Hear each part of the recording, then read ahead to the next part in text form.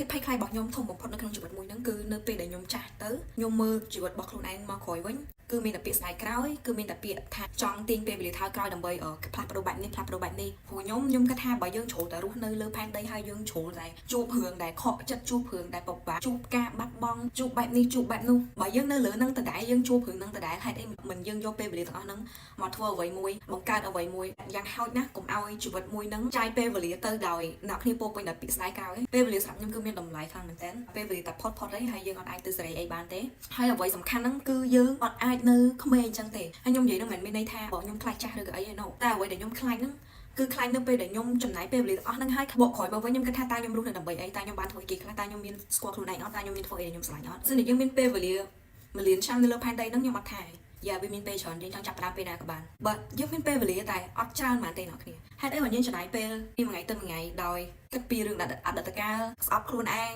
ស្អប់មនុស្សជុំវិញខ្លួនស្អប់គ្រួសារស្អប់ពិភពលោកមួយហ្នឹង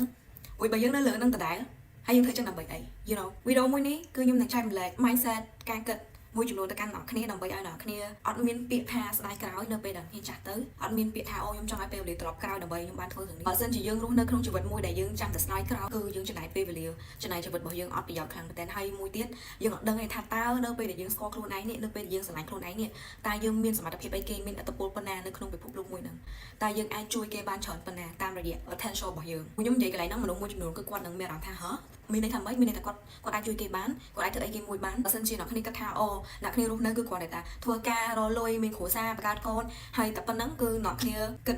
រៀងទូចតិចនៅក្នុងជីវិតអីព្រោះជីវិតយើងគឺយើងរស់នៅដើម្បីគ្នាយើងមានកដោយើងមាន potential ម្នាក់គឺមាន talent រៀងខ្លួនហើយអ្វីដែលយើងធ្វើហ្នឹងវា inspire ទៅកាន់មនុស្សជុំវិញខ្លួនយើងម្នាក់សិតតែ capable ក្នុងការធ្វើរឿងហ្នឹងអញ្ចឹងអាចថាអ្នកគ្នាគ្រូអាប់មកដែរមានអ្នកគេនិយាយរឿងហ្នឹងព្រោះខ្ញុំដូចគ្នាគឺខ្ញុំមិនដែរមានអ្នកគេនិយាយរឿងបែបហ្នឹងទេថាត្រូវស្រឡាញ់ខ្លួនឯង you know ជួយអ្នកដទៃឬក៏អីទេម្នាក់គឺនៅក្នុង survival mode គឺជួយតែខ្លួនឯងហ្នឹងមិនចង់រួចផង this is why ខ្ញុំ strong មែនតើនៅក្នុងការ advocate សម្រាប់ self love ហើយនឹងការសិក្សាយល់ដឹងពីខ្លួនឯងព្រោះនៅពេលដែលយើងដឹងពីខ្លួនឯងបែបហ្នឹងយើងមិនត្រឹមតែមានសម្រាប់ខ្លួនឯងទេយើងអាចចែករំលែកទៅកាន់អ្នកដទៃអូខេហើយអារម្មណ៍មួយហ្នឹងគឺជាជីវិតសម្រាប់ខ្ញុំគិតថាបើសិនជាខ្ញុំរស់នៅគ្រាន់តែដើម្បីតែខ្លួនឯងដើម្បីតែសម្រាប់ក្តីសម័យបានសម្រាប់តែខ្លួនឯងហ្នឹងគឺជីវិតគឺ boring ខ្លាំងមែនតើអ្នកគ្នាហើយយើងនឹងអត់មាន motivation នៅក្នុងការ keep going ទេប៉ុន្តែដោយសារតែខ្ញុំដឹងថាវត្តមានរបស់ខ្ញុំនឹងមានឥទ្ធិពលល្អនៅក្នុងពិភពលោកមួយនឹងវត្តមានរបស់ខ្ញុំនឹងគឺខ្ញុំបាទអាចជួយអ្នកគេម្នាក់សូម្បីតែម្នាក់ក៏បានដែរវត្តមានរបស់ខ្ញុំនឹងគឺអាចធ្វើឲ្យមានអ្នកគេមួយដែលមានកម្លាំងចិត្តនៅក្នុងការដើរទៅមុខហើយនេះជាមូលហេតុដែលធ្វើឲ្យខ្ញុំងើបពីគេនេះជាមូលហេតុដែលខ្ញុំដែលធ្វើឲ្យខ្ញុំ excited នៅក្នុងការបង្កើតអ្វីថ្មីរៀនយល់ពីអ្វីថ្មីរៀនយល់ពីកំហុសរបស់ខ្លួនឯងកែប្រែខ្លួនឯងអភិវឌ្ឍខ្លួនឯងដោយសារខ្ញុំដឹងថាបើសិនជាខ្ញុំកាន់តែអភិវឌ្ឍខ្លួនឯងកាន់តែស្រឡាញ់ខ្លួនឯងគឺខ្ញុំអាចជាមនុស្សដែលមានប្រយោជន៍នៅក្នុងពិភពលោកមួយហ្នឹងហើយអារម្មណ៍មួយហ្នឹងគឺវាពិសេសពិសាលហើយខ្ញុំពិតជាចង់ឲ្យមនុស្សម្នាក់ទទួលបាន experience នៅក្នុងការមានអារម្មណ៍មួយហ្នឹងមានមនុស្សជាច្រើនណាស់ដែលគាត់បានកើតហើយស្លាប់ទៅវិញដែលអត់ដែលទទួលបានអារម្មណ៍មួយហ្នឹងទេអត់យល់ថាអីគេដែលការស្រឡាញ់ខ្លួនឯងគឺគាត់អត់ដឹងបើសិនជាអ្នកគ្នាមានការគិតមួយនឹងដូចខ្ញុំបើសិនជាភាពភ័យខ្លាចរបស់អ្នកគ្នាគឺដូចភាពភ័យខ្លាចរបស់ខ្ញុំស្វាគមន៍អ្នកគ្នាមកកាន់វីដេអូមួយនេះចំណុចទី1ហ្នឹងគឺរៀនរស់នៅក្នុងពេលបច្ចុប្បន្នកាលថាអ្នកគ្នាប្រកាសជាឮពាក្យនឹងច្រើនហើយប៉ុន្តែខ្ញុំចង់ explain ដើម្បីឲ្យអ្នកគ្នាយល់ថាហេតុអីបានចំណុចនេះសំខាន់ខ្ញុំគិតថាកត្តាដែលធ្វើឲ្យមនុស្សចាយពេលអត់ប្រយោជន៍កត្តាដែលធ្វើឲ្យមនុស្សអត់អាចបង្កើតអ្វីបានហ្នឹងគឺនៅពេលដែលយើងរស់នៅក្នុងអតីតកាលឬក៏យើងរស់នៅក្នុងអនាគតកាលខ្ញុំដឹងថាមនុស្សយើងចូលចិត្ត comfort មានន័យថាយើងអត់ចូលចិត្តនៅកន្លែងដែលអត់សំណុកទេលឿនថាចូលចិត្តនៅកន្លែងដែល uncomfortable ទេហើយនេះជាមូលហេតុដែលមនុស្សគាត់តែងតែនៅក្នុងអតីតកាលឬក៏នៅអនាគតដោយសារអីដោយសារនៅពេលដែលយើងគាត់ថាសម័យពីរឿងទាំងអស់ហ្នឹងទៅគឺយើងអត់បាច់ធ្វើអីហេតុអីយើងអត់បាច់ធ្វើអីដោយសារយើងធ្វើអីអត់កើតតើយើងអាចទៅសេរីអតីតកាលរបស់យើងបានអត់តើយើងអាចទៅឆ្លងទៅកាន់អនាគតកាលយើងបានអត់វាអត់បានអញ្ចឹងនៅពេលដែលយើងធ្វើអត់បានអញ្ចឹងគឺយើងបាច់ធ្វើអីទាំងអស់យើងគ្រាន់តែគិតទៅវាងាយស្រួលនៅក្នុងការបន្ទោសវាងាយស្រួលនៅក្នុងការស្ដាយក្រោយវាងាយស្រួលនៅក្នុងការថាអូបើសិនជាមួយឆ្នាំមុនខ្ញុំគិតបែបនេះកុំអីក៏ជីវិតខ្ញុំមិនអញ្ចឹងដែរអូបើសិនជាគ្រួសារខ្ញុំមានបែបនេះក៏ឥឡូវគឺខ្ញុំមិនអញ្ចឹងដែរវាងាយស្រួលនៅក្នុងការនិយាយបែបហ្នឹងប៉ុន្តែអីដែលអត់ងាយស្រួលគឺយើង shut up អូខេគឺយើងបិទមកខ្លួនឯងហើយយើងចាប់ផ្ដើមធ្វើសកម្មភាពនៅក្នុងពេលបច្ចុប្បន្នកាលនេះអាហ្នឹងបានវាអត់ស្រួលហើយនេះជាមូលហេតុធំដែលមនុស្សភាគច្រើនគឺអត់រស់នៅក្នុងពេលបច្ចុប្បន្នកាលខ្ញុំសួរអ្នកគ្នាតែមួយសំណួរតើអ្នកគ្នាពិតជាចង់បង្កើតអ្វីមួយតើអ្នកគ្នាពិតជាចង់ដឹង potential របស់ខ្លួនឯងសិក្សាពីខ្លួនឯងហើយចាប់ផ្ដើមខ្លាចជាមនុស្សដែលមានឥទ្ធិពលទៅលើជីវិតរបស់ខ្លួនឯងអ្នកគ្នាចង់អត់បើសិនជាអ្នកគ្នាចង់ជំរឿនអ្នកគ្នាមានតែមួយទេគឺអ្នកគ្នាត្រូវតែដាក់ខ្លួនឯងនៅក្នុងពេលបច្ចុប្បន្នកាលរៀន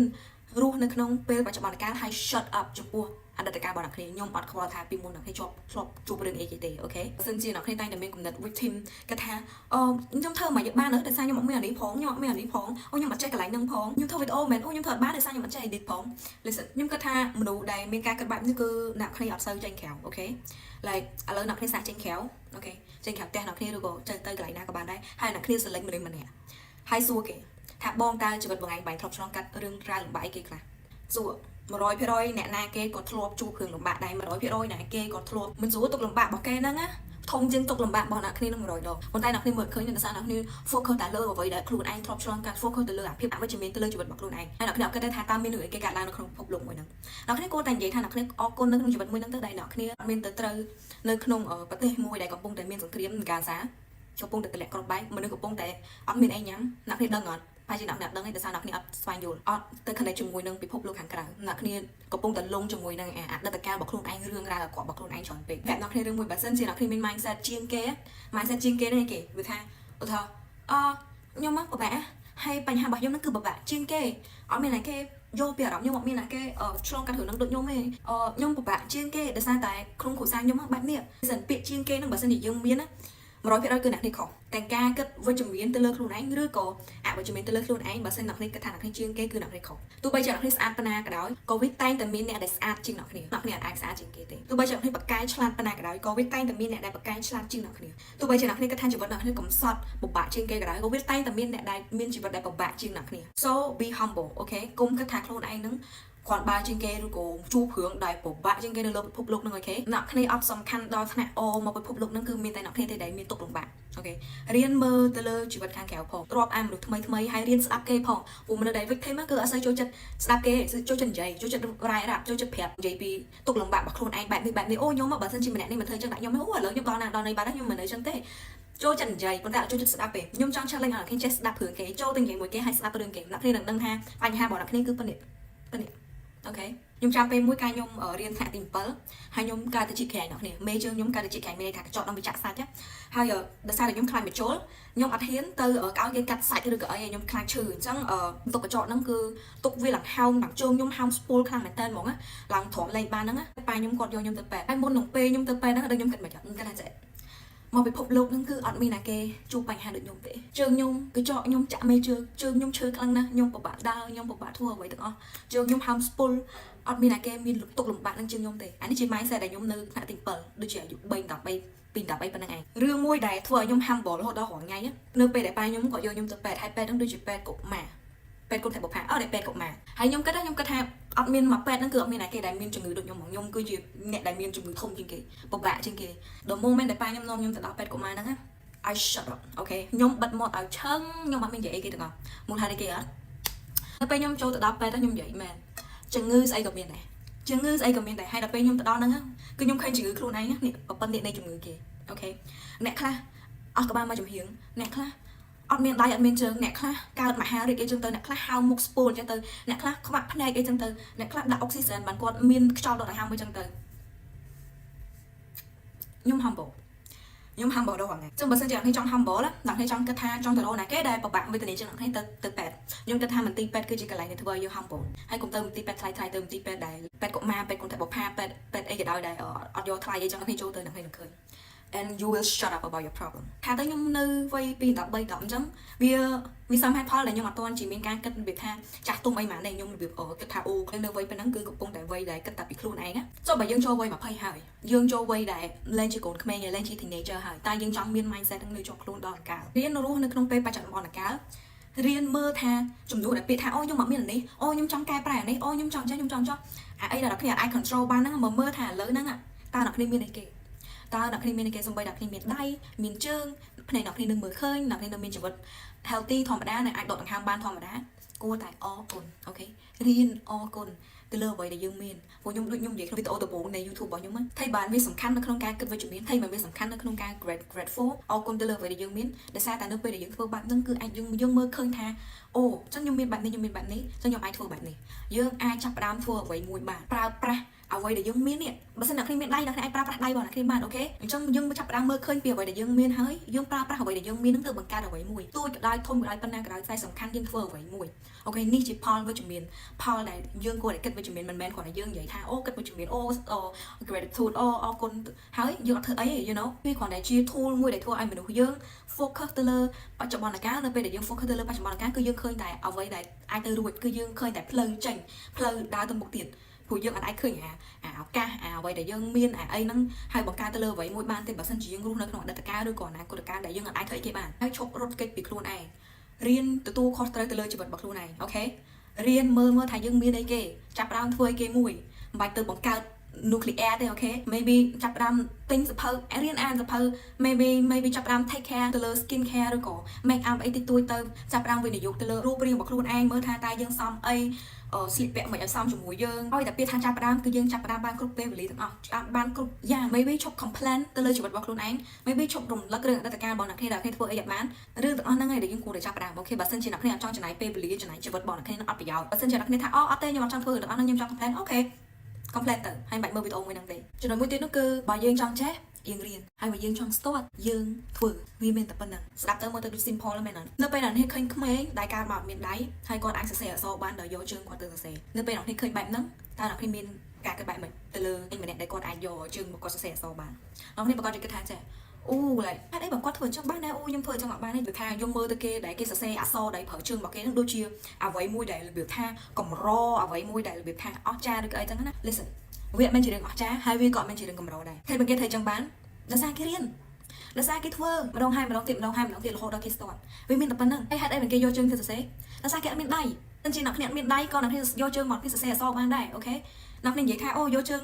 សរសេរអក្សរអត់អាចទៅរួចនឹងដោយសារអីដោយសារអ្នកគ្នាមានដៃអ្នកគ្នាអាចប្រើដៃបងគ្នាបានពេលដែលមនុស្សគេអាចធ្វើអីគេមួយបានមិនមែនគេកើតមកគេចេះធ្វើអានឹងអូតូម៉ាទិកទេវាឆ្លងកាត់ចេញពីការរៀននិងការអនុវត្តវាមានតែប៉ុណ្្នឹងហើយបើសិនអ្នកគ្នាចង់ចេះអីគេមួយចង់ start ទៅលើអីមួយអ្នកគ្នាត្រូវតែរៀនហើយអ្នកគ្នាត្រូវតែអនុវត្ត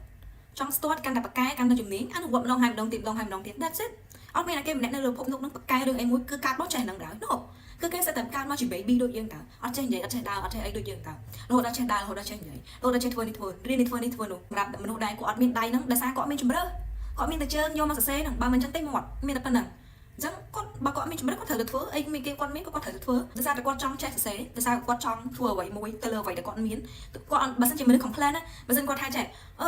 មនុស្សនៅលើពិភពលោកនោះគេប្រើដៃសរសេរគាត់អត់មានដៃអញ្ចឹងបើសិនជាគាត់មានដៃគាត់ចេះសរសេរបានហើយគាត់អាចនិយាយចឹងបានតាបើសិនជាគាត់មាន mindset ហ្នឹងគឺគាត់អាចចេះសរសេរមួយជីវិតដោយសារគាត់គិតថាគាត់មានដៃអញ្ចឹងគាត់ធ្វើអីគេអត់បានប៉ុន្តែគាត់អត់គិតអញ្ចឹងគាត់គិតថាឥឡូវបើសិនជាគាត់អត់មានដៃគាត់មានអីគេគាត់មានជើងហើយបើសិនអត់មានជើងមានអីគេមានមាត់គាត់ប្រើទៅលើអ្វីដែលគាត់មានហ្នឹងសរសេរធ្វើអ្វីដែលគាត់ចង់ធ្វើហើយគាត់មានទៅអង្គុយ complain ថាគាត់អត់មានអានេះអត់មានអានេះអត់មានអានេះបើយើងចាំតែនិយាយអញ្ចឹងគឺយើងស្មើនឹងយើងអត់បានធ្វើអីទាំងអស់ហើយសួរទៅពេលយើងធ្វើរឿងហ្នឹងណាគេអ្នកមានទទួលបានផលគឺយើងអ្នកទទួលបានខ្លួនឯងខ្ញុំឃើញមនុស្សមួយចំនួនដល់ពេលគាត់កើតមកគាត់មានដៃគាត់មានជើងគាត់មានគេហៅថាកាយសម្បត្តិបានគ្រប់គ្រាន់អីចឹងយើងអត់មើលឃើញកន្លែងហ្នឹងឯងយើងអត់មើលឃើញទៅលើអ្វីដែលយើងមានហ្នឹងឯងយើងមើលឃើញអូម្នាក់នេះរស់នៅក្នុងគ្រួសារធូរធារជាងខ្ញុំអូម្នាក់នេះមានបងគេជួយអូម្នាក់នេះមានលុយប៉ាម៉ាក់គេអ្នកជួយចេះអូបើសិនជាខ្ញុំមានអញ្ចឹងខ្ញុំធ្វើចឹងបានបាត់ហើយតែខ្ញុំអត់មានទាំងតែខ្លួនឯងមានដៃមានជើងមានភ្នែកមានកម្លាំងពេញលេញក្នុងការធ្វើអីមួយយើងជ្រើសយកក្នុងការអត់ធ្វើយើងជ្រើសយកក្នុងការ complain ការបន្ទោសអ្វីដែលនៅជុំវិញខ្លួនហើយគេថាខ្លួនឯងជាជនរងគ្រោះ really no one can save you អត់មានអ្នកគេជួយអ្នកគ្នាបានទេអញ្ចឹងកុំដេកចាំតែថាអូតើតើមានអ្នកជួយខ្ញុំអូតើតើមានជីវិតខ្ញុំកំសត់ខ្លាំងណាស់តើតើមានអ្នកសុកគេមកដល់ថាអូជីវិតក្មួយកំសត់ពេកហើយនេះយក1លានដុល្លារទៅ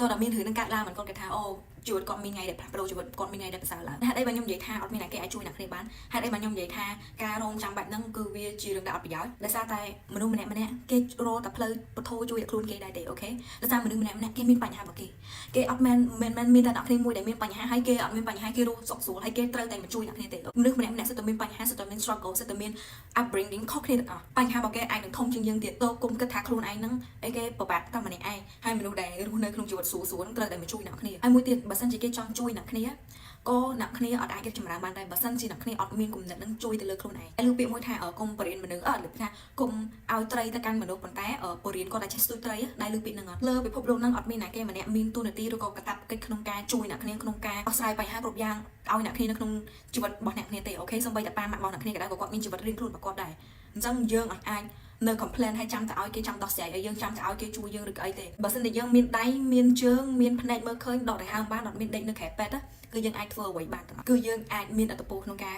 ធ្វើអ្វីមួយទៅលើជីវិតរបស់ខ្លួនឯងកុំប្រាប់ខ្ញុំថាអ្នកគ្នាអាចធ្វើបានយើងអាចចាប់ផ្ដើមធ្វើអ្វីមួយចាប់ផ្ដើមកសាងខ្លួនឯងបានអូខេខ្ញុំប្រាប់អ្នកគ្នាសាច់រឿងមួយដែលវាជារឿងពិតមានគ្រួសារមួយដែលគាត់វាថាគាត់អត់មានចំណេះដឹងគាត់អត់បានទៅរៀនហើយនៅពេលដែលកូនគាត់មានកូនក៏គាត់អត់ឲ្យកូនគាត់ទៅរៀនឬក៏អីចឹងដែរថាម្នាក់គឺរស់នៅក្នុងរបៀបថាពីមុនដែលគាត់ធ្លាប់រស់នៅគាត់អត់ pursue education គ្រួសាររបស់គាត់គឺខ្វះខាតទាំងលុយកាក់ខ្វះខាតទាំងចំណេះដឹងអញ្ចឹងមានហេតុការណ៍មួយកើតឡើងគឺផ្ទះគាត់នឹងឆេះគឺបាត់បង់អ្វីគ្រប់យ៉ាងទាំងអស់មកមានបុគ្គលម្នាក់ដែលគាត់ឃើញថាគាត់ពិបាកអញ្ចឹងក៏គាត់ជួយរៃអង្គាថាវិការបីចង់ជួយទៅគ្រួសារដែលជួបរឿងឆេះផ្ទះមួយហ្នឹងទៅពេលដែលគាត់រៃអង្គាទាំងអស់ហ្នឹងហើយទៅដល់ផ្ទះមួយហ្នឹងហើយគឺលុយមានទាំងអាហារមានទាំងអីចឹងណាហើយបើសិនជាលុយវិញដូចជាថា$1000ចុះនៅពេលដែលផ្ទះមួយហ្នឹងគាត់ទទួលបានលុយមួយហ្នឹង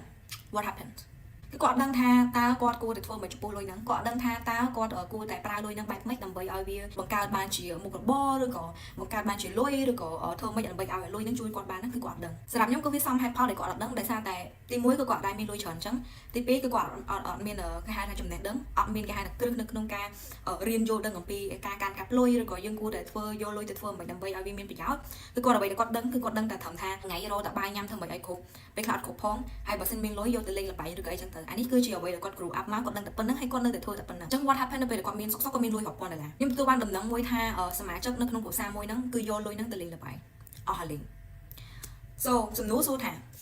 ហេតុអីបើគាត់អត់អាចជួយខ្លួនឯងបានតាមរយៈទឹកលុយមួយហ្នឹងអានេះយើងនិយាយថាចែយើងចង់ឲ្យមានអ្នកគេជួយយើងបើសិនជាគេជួយខ្ញុំបែបនេះខ្ញុំនឹងរីកចម្រើនហើយជីវិតខ្ញុំនឹងផ្សារឡើងហើយតែហេតុអីបើយើងមានលុយហ្នឹងហើយយើងនៅតែរីកចម្រើនដោយសារអីអត់ដោយសារនេះ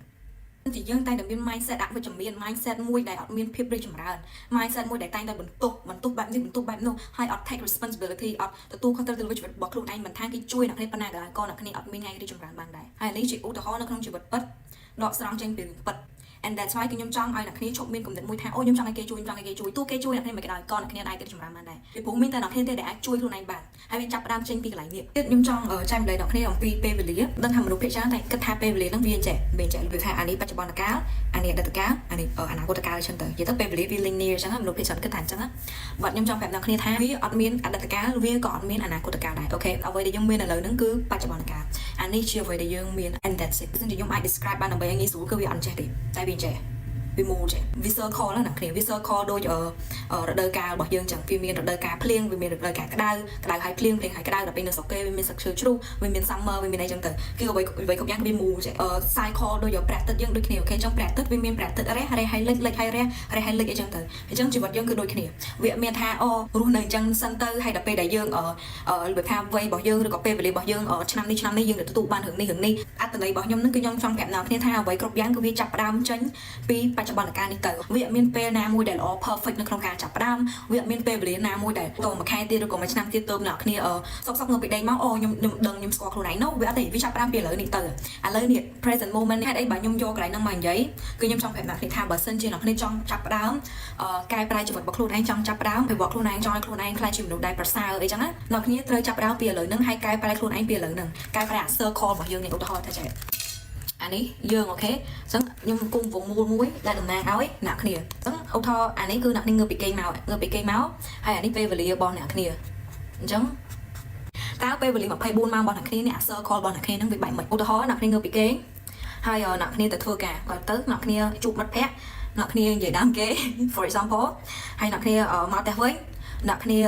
មើលឆែកទូរស័ព្ទមើល Facebook មើលរឿង drama ឬក៏មើលរឿងអីគេដែលកើតឡើងថ្មីអញ្ចឹងទៅហើយអ្នកគ្នាក៏ scroll TikTok ហើយអ្នកគ្នាទៅមុខទឹកហើយអ្នកគ្នាចូលគេហើយអ្នកគ្នាងើបពីគេហើយ repeat អូខេអញ្ចឹងអានឹងជីវិតរបស់គ្នាគឺ circle អញ្ចឹងបើសិនជាអ្នកគ្នាចង់កែប្រែជីវិតរបស់ខ្លួនឯងអ្នកគ្នាអាចកែប្រែជីវិតខ្លួនឯងបានទេបើសិនជាអ្នកគ្នានៅ repeat the same circle នៅតែធ្វើរឿងទង្វើការគិតដដែលរយៈពេល24ម៉ោងរាល់ថ្ងៃអញ្ចឹងគឺអ្នកគ្នាអាចទៅណាបានទេព្រោះអ្នកគ្នាគឺជាផលិតផលនៃការគិតរបស់អ្នកគ្នានៃ environment របស់អ្នកគ្នាបើសិនអ្នកគ្នាចង់ដឹងថាខ្លួនឯងជាណាគេអ្នកគ្នាមើលថាមួយថ្ងៃ24ម៉ោងរបស់អ្នកគ្នាធ្វើអីគេតើអ្នកគ្នាមានស្វែងរកអីគេមួយថ្មីអត់តើអ្នកគ្នាមានអានសភៅអីដែលចំណេះដឹងអីថ្មីអត់តើអ្នកគ្នាមានចាប់ផ្ដើមមកធ្វើរឿងអីគេមួយដែលអ្នកគ្នាដែរធ្វើពីមុនមកអត់អ្នកគ្នាធ្វើរឿងដដែលហើយអ្នកគ្នាគិតថាខ្ញុំចង់ផ្លាស់ប្ដូរជីវិត ផ្លាស់ប្ដូរទៅណាមានអីគេអញ្ចឹង that's why គឺខ្ញុំប្រាប់អ្នកគ្នាថាបើសិនជាអ្នកគ្នាចង់កែប្រែជីវិតខ្លួនឯងគឺអ្នកគ្នាអាចកែពីឥឡូវហ្នឹងទៅហើយធ្វើអីគេដោយ change cycle របស់យើងអូខេផ្លាស់ប្ដូរទម្លាប់របស់យើងផ្លាស់ប្ដូរការគិតរបស់យើងឲ្យចង់ខ្លាយទៅជាមនុស្សថ្មីអ្នកគ្នាត្រូវមានការគិតថ្មីត្រូវតែមានសកម្មភាពថ្មីត្រូវតែមានគោលបំណងថ្មីទើបអ្នកគ្នាខ្លាយជាមនុស្សថ្មីបានអញ្ចឹងអ្នកគ្នាចង់ថាអូខ្ញុំមិនចង់ខ្លាយជា version នេះទៀតទេ version នេះខ្ញុំធ្វើឡើង20ឆ្នាំហើយអញ្ចឹងខ្ញុំចង់និយាយថាធ្វើអីមួយថ្មីអូខេចង់ឧទាហរណ៍ថាអានេះ circle ឥឡូវចានេះវាខ្ញុំខាត់អានេះចោលឧទាហរណ៍អានេះ circle ចាស់របស់អ្នកគ្នាចង់អូខេអញ្ចឹងអានេះ circle ចាស់របស់អ្នកគ្នានៅពេលអ្នកគ្នារៀនផ្លាស់ប្ដូរគេមួយ what happen អ្នកចាប់ដើម circle ថ្មីដែរអ្នកគ្នាផ្លាស់ប្ដូរ 100% អ្នកគ្នាផ្លាស់ប្ដូរបន្តិចឧទាហរណ៍កន្លែងនេះកន្លែងនិយាយដើមគេអូខេអញ្ចឹងអ្នកគ្នាជីវិតអ្នកគ្នានៅដដែលនៅដូចគ្នាអញ្ចឹងដដែលគាត់ថាវារៀងចេះយល់អត់ដល់គ្នាមិនថាវាមិនដដែលអញ្ចឹងទេប៉ុន្តែអ្នកគ្នាចូលមកអ្វីដែរល្អជាងមុនអញ្ចឹងទៅខ្ញុំមិនដឹង explain មិនអត់អ្នកគ្នាងាយយល់ទេអានេះតែខ្ញុំសង្ឃឹមថាអ្នកគ្នាយល់ក្នុងការ change circle របស់យើង change ទម្លាប់របស់យើងនឹងវាអត់មានត្រូវការពេលវេលាណាមួយដែលឲ្យអាចារ្យដេញវេលាឬក៏អីទេអូខេវាចាប់ផ្ដើមចេញពីឥឡូវនេះអញ្ចឹងចំណុចរបស់ខ្ញុំហ្នឹងគឺខ្ញុំចង់ប្រាប់អ្នកគ្នាថាចេះអ្វីគ្រប់យ៉ាងក៏ដោយគឺវាផ្ដើមចេញពីឥឡូវហ្នឹងទៅរាល់ដងខាងដែលអ្នកគ្នាដកគឺអ្នកគ្នាអាចផ្លាស់ប្ដូរអ្វីគ្រប់យ៉ាងបានខ្ញុំអត់ខ្វល់ថាឥឡូវហ្នឹងគឺអ្នកគ្នានៅចំណុចណានៅក្នុងជីវិតទេហើយក៏ខ្ញុំអត់ខ្វល់ថាអ្នកគ្នាអាយុប៉ុន្មានដែរអ្នកគ្នាអាយុប៉ុន្មានក៏ដោយគឺអ្នកគ្នាអាចចាប់ផ្ដើមបានគ្រប់ពេលវេលាដល់រ៉ាប់ណាអ្នកគ្នានឹងមានជីវិតហើយខ្ញុំcònបញ្ជាក់មួយទៀតគឺផ្លូវជីវិតរបស់យើងគឺអត់មែនមានតែផលវិជ្ជមានរហូតទេទោះបីជាអ្នកគ្នាយក advice របស់ខ្ញុំទៅ apply ក៏ដោយក៏មិនមែនមានន័យថាជីវិតរបស់អ្នកគ្នាត្រូវតែសុខសប្បាយត្រូវតែអីរហូតដែរអត់មានបញ្ហាអត់មានការទុកអត់មានអីដែរយើងកើតជាមនុស្សគឺយើងតែងតែជួបនៅភាពបាត់បង់ខូចចិត្តឬក៏មានអ្នកដែលគេធ្វើបាបយើងគេ hurt យើងហើយយើងក៏ hurt គេដោយចេតនាក្តីឬក៏មិនចេតនាក្តីវាតែងតែមានរឿងបែបហ្នឹងកើតឡើងដោយសារតែយើងជាមនុស្សអូខេអញ្ចឹងយើងអត់មែនជាអ្វីមួយដែល perfect ទេអ្វីដែលល្អឥតខ្ចោះសម្រាប់ខ្ញុំមិនមែនគ្រប់យ៉ាងសុទ្ធតែវិជ្ជមានទេប៉ុន្តែវាមានគ្រប់សពបែបយ៉ាងវាមានអាក្រក់វាមានល្អវាមានវិជ្ជមានវាមានអវិជ្ជមានមានគ្រប់រសជាតិតែម្ដងអ្នកគ្នាប៉ុន្តែអ្វីដែលខ្ញុំចង់លើកទឹកចិត្តឲ្យអ្នកគ្នាហ្នឹងគឺមិនថាអ្នកគ្នានៅក្នុងកលៈទេសៈណាក៏ដោយក៏អ្នកគ្នាអាចក្រោបឡើងហើយអ្នកគ្នាអាចនៅក្នុងជីវិតមួយដែលអត់មានពីខាងស្ដាច់ក្រោយវាអាចនឹងពិបាកវាអាចនឹងមានរឿងកាត់ឡើងជាច្រើនដែលយើងសឹងតែចង់បោះបង់តែអ្វីដែលខ្ញុំអាចសន្យាបានហ្នឹងគឺអ្នកគ្នានឹងអភិវឌ្ឍខ្លួនឯងហើយអ្វីដែលសំខាន់មួយយ៉ាងទៀតគឺអត្តពលរបស់អ្នកគ្នាភាពជាអ្នកគ្នាហ្នឹងវាមានប្រយោជន៍ទៅដល់សង្គមហើយនឹងពិភពលោកមួយនេះអ្នកគ្នាមានតម្លៃមនុស្សគ្រប់គ្នាគឺមានតម្លៃ